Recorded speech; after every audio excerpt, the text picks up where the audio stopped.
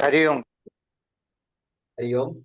Guruji, why this Rishi has, the Rishis have already complicated Vedanta by bringing different terminologies like Brahman, Atma, consciousness. If it were only only Brahman or Atma or consciousness, it would have been much easier for all of us. I mean, at least for me, it would have been easier that I need to think and talk only about one term. Why have they brought these three or multiple terms for the same truth? So multiple terms like Like now, instead of Atman, somewhere I am talking Brahman. Instead of Brahman, somewhere I am talking Atma. Somewhere I am telling consciousness, pure consciousness, reflected consciousness. okay. So consciousness and reflected consciousness are English language. So we will drop that off. Yeah, yeah. So Okay, let's okay. talk about one language, Sanskrit. So Brahma and Atma, these are the two words you mentioned. Yeah, or Bodham. Bodham also consciousness. Eh, So there is only one entity, Brahma. Okay, yeah, Ekameva yeah, Iti. yeah, So yeah, sometimes context will decide what word to use. Context will decide. Okay. See, you are just one person, but when you go to office, they look at you as a mechanical engineer. Why? yeah, Because that's your role there. That's your role there. You come home, your daughter is not going to call you, hey, mechanical engineer. They're going to call you dad, and then father. And then father means a different role altogether.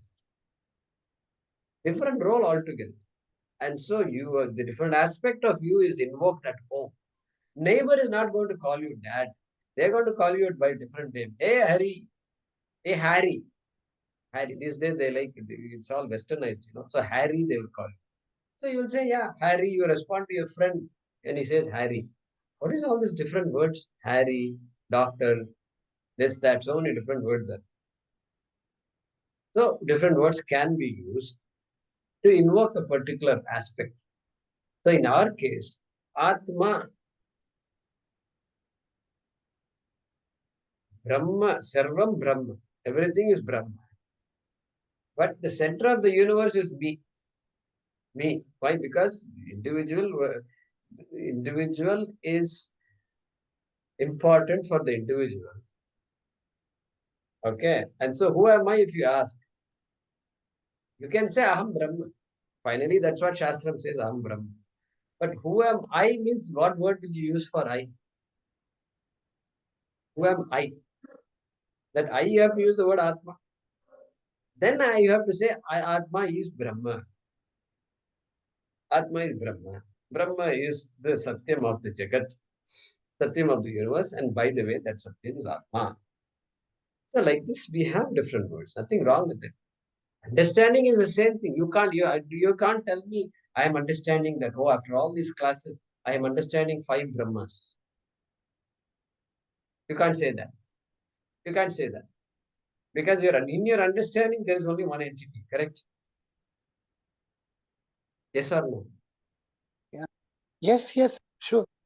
Correct. So they use the words. Bodham, if they say, consciousness can have different words. Why should there be synonyms? There is a dictionary with synonyms.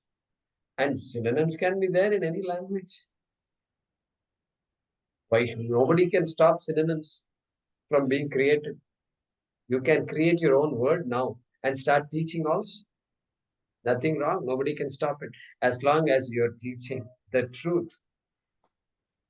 Word is just a word. Finally, moksha is not going to be given by words. It's not going to be given by languages. It's going to be given by what? Given by what? Vijnanam. That's it. That's it. And Jnanam is language independent.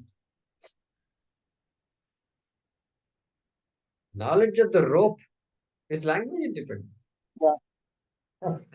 Therefore, it doesn't matter. Let there be 10 words for rope, 10 words for snake. It doesn't matter at all. Your understanding is all that matters. Or Hariji, you're smiling. It's a big smile. What kind of smile it is? You have to interpret that for us. No, no, no. I, I have to only tell myself all are same. Okay? Maybe you should do another Nididhyasana. All words are the same. All synonyms for Brahma refer to Brahma only and not to different Brahmas. Like that, I have to do Nididhyasana. Nothing wrong. It's not laughing matter. We have to do all these things. Whatever is required, we have to do. No, Yeah. Good. Thanks for the question, Hari. I have one more question, maybe totally unrelated with you have taught us today or at all with Kathopanishad. It's a general thing. If it is not the right forum, you can No, talk go ahead, about it ask. Go ahead, in ask. some other occasion. No, please ask. Please ask. Yeah, yeah. What is the fundamental difference between Advaita, Vedanta, and Kashmiri Shaivism? Kashmiri Shaivism. Now you're putting me on a spot because Kashmiri is a little bit I know, but I'm not really No, delved into. no, no. If somebody knows what Kashmiri Shaivism, they can say. So you forget Kashmiri Shaivism. See, your question should be, what is the difference between Advaita Vedanta and Shaivism? Let's start with the basics. Then we'll go to Kashmiri Shaivism and Tamil Nadu Okay, Shaivism. Come back to okay. they have things like that. So I don't know. I mean, we have to get into nitty gritty here. And so Shaivism itself, they don't. There is not much Advaita in Shaivism. Sometimes there is Advaita. Sometimes there is no Advaita. You feel it oscillates between the two, and they may not agree with the words we use, with the ideas that we propound. Shaivism may not agree because for them Shiva is predominant. Shiva is predominant. Correct. Shaivism, by definition, Shiva is predominant. Everybody Yeah. else is inferior. Okay, that's also fine. What is the final message? Shiva is my savior. Nuchurji says that. Huh? Nuchurji says that Shaiva Siddhanta is Dvaitam only. It's Vaitam. It's Vaitam. But Kashmir Shaivism is Advaitam. Okay, all right. He says It's that. okay. What I heard about what I heard about Kashmir is that all are So that's the idea. If it is Advaita, that's good. I'm very happy to hear that. Very happy to hear that. And we will look into that. Kashmir Shaivism. Many But books yeah. by Lakshman Jew or something. Huh? There are one great scholar called Lakshman Jew or something. Kashmir Shaivism. Yeah. Correct. I've heard that name. There is one main difference. When we call in Vedanta or Advaita, we say Swaprakasha, whereas they say reflectively consciousness, like Prakasha Vimarsha Swarupa. Like even the reflected consciousness also deals with the pure consciousness. It is like sort of difference. They are not same. See, in our case, it is like pure consciousness. The reflected consciousness is pure consciousness. Pure consciousness is not reflected consciousness, right? So it is Swaprakash in our case, whereas in their case, even they are like, they talk to each other like. That's a simple way of saying. once again. Can you repeat it? The last sentence. See, in Can Vedanta, you repeat, Prasad? Yeah. So it is. We say it is Swaprakasha, right? In Vedanta, we know that Yeah. Nikumaji has many times told it's Swaprakasha. In Yeah. Shaivism, it is called Prakasha Vimarsha Swarupa, which is like the difference. We know that it is pure consciousness. I mean, the Chidabhasa is pure consciousness, but pure consciousness is not Chidabhasa. Like the way we talk about like Katrutva is I, the Atma is not Katrutva. So the same way. But in their case, it is like they even the Prakasha means like the even Chidabhasa also can interact. And in other words, there is Dvaita between Chidabhasa and exactly. Yes, Chit Chit and and Chidabhasa. Chidabhasa are two separate entities. That's one main difference I saw that, yeah, when I was going through that.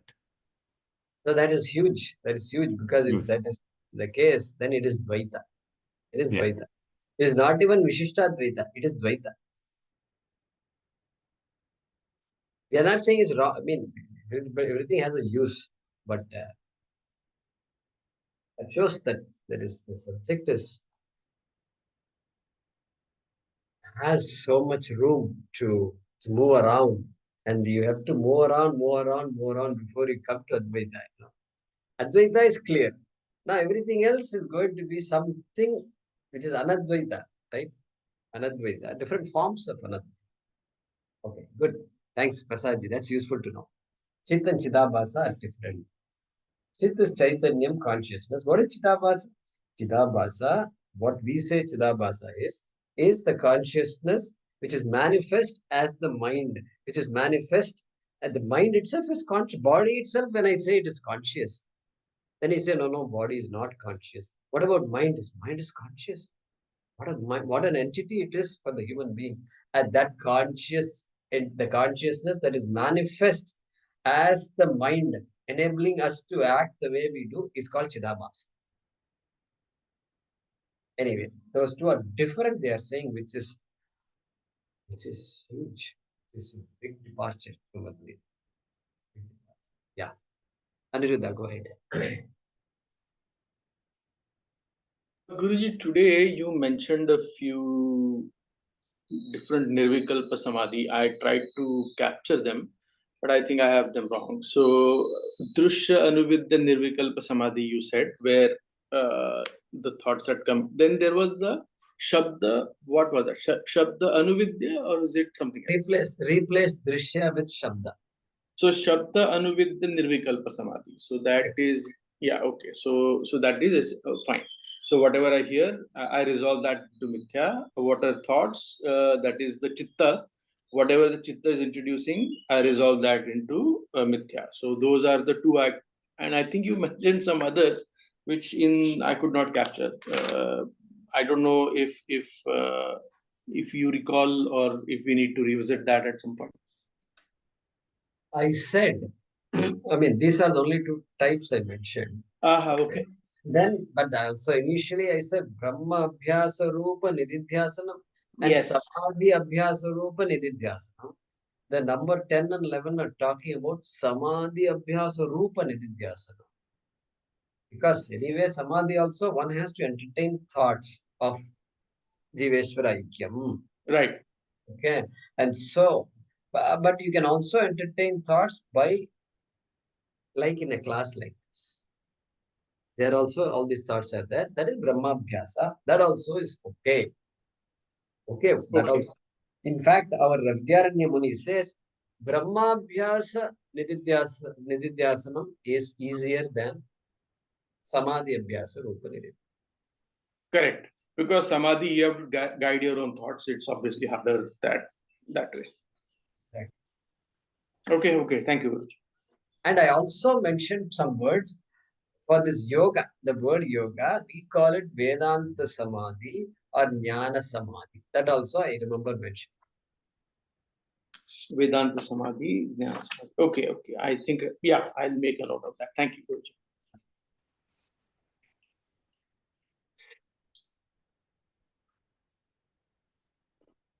Good. So we'll pause. Chat box. Very home. Okay, thank you. The chat box, I think people use Some people use it very effectively. And so it's good. Yeah, Premaji. Guruji, can we use, you mentioned that Viyogam eva santam, in that, can the synonym, what is that? Viyogam be asangoham too? Would it mean the same? So, correct. Asangoham, exactly. So, you said it. Asangoham means what? I am not attached to anything. I am free. There is no sangha between me and something else, really speaking. That is called asangoham.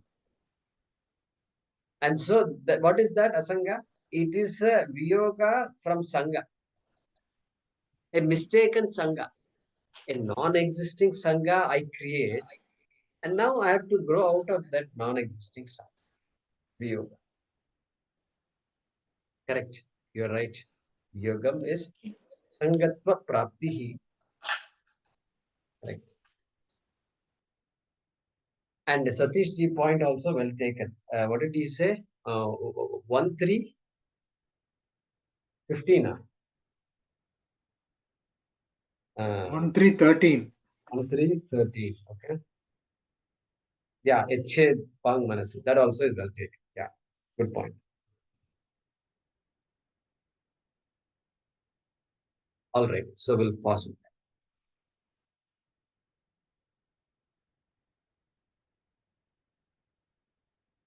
Om Namo Bhagavate Vasudevaya Dhanvantaraye Amrita Kalasha Hastaya Sarvamaya Vinashanaya Trailokyanataya Shri Mahavishnave Namaha.